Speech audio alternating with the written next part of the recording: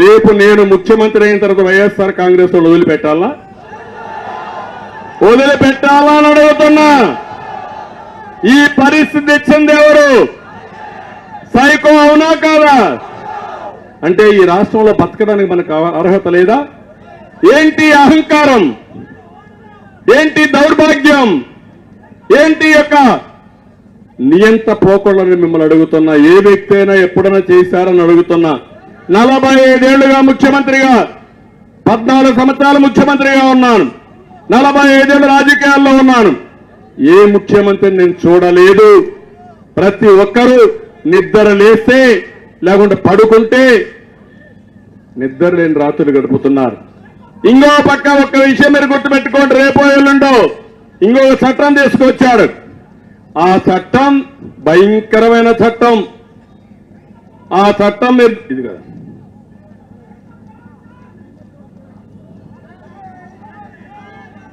ఈ చట్టం మీరు ఒకసారి చూస్తే ఇది the Andhra Pradesh land titling act 2022. ఇది 31/10/2023 నుంచి అమల్లోకి వస్తుంది. తమ్ముళ్ళు మొన్నే సర్వే చేశారు. ఆ సర్వే రహస్యం మనకు తెలియదు. మీ భూమి మీ పేరుతో ఉందా లేకుంటే వైఎస్ఆర్ కాంగ్రెస్ నాయకుల పేరుతో ఉందో తెలియదు. ఆ పరిస్థితికి వచ్చేసాం. ఈ చట్ట ప్రకారం అన్ని టైటిల్ డీడ్స్ పోతాయి. ROR పోతుంది. ఉండే వ్యవస్థ పోతుంది. కొత్త వ్యవస్థ పెడతానంటున్నాడు. వ్యవస్థను పెట్టి కడాన మీ భూమి కొట్టేయాలంటే వైఎస్ఆర్ కాంగ్రెస్ నాయకులు ఈజీగా కొట్టేస్తారు. నెంబర్ మారుస్తారంతే. మీరు నిద్రలే చూసుకుంటే అది కూడా మీకు తెలియదు.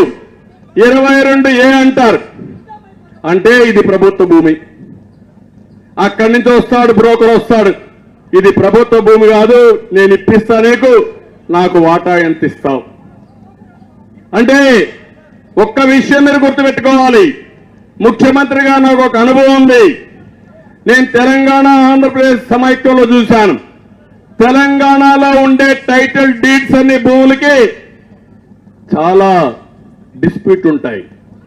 ఆంధ్రప్రదేశ్ లో పర్ఫెక్ట్ గా ఉంటాయి. దానికి కారణం ఇక్కడ బ్రిటిష్ పాలన, అక్కడ నిజాం పాలన. నిజాం పాలనలో ఒకే భూమి 3-4 పేర్లతో రాసేసేవాళ్ళు.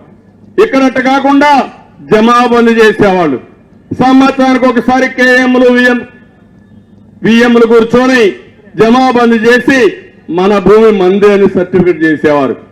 అది చూసిన తర్వాత ఎన్టీ రామారావు గారు ఆలోచించి నా భూమికి నేను శిస్తు కట్టడం ఏంటి, స్వతంత్ర భారతదేశంలో అవసరం లేదు, భూమి శిస్తు రద్దు చేస్తా, గ్రామ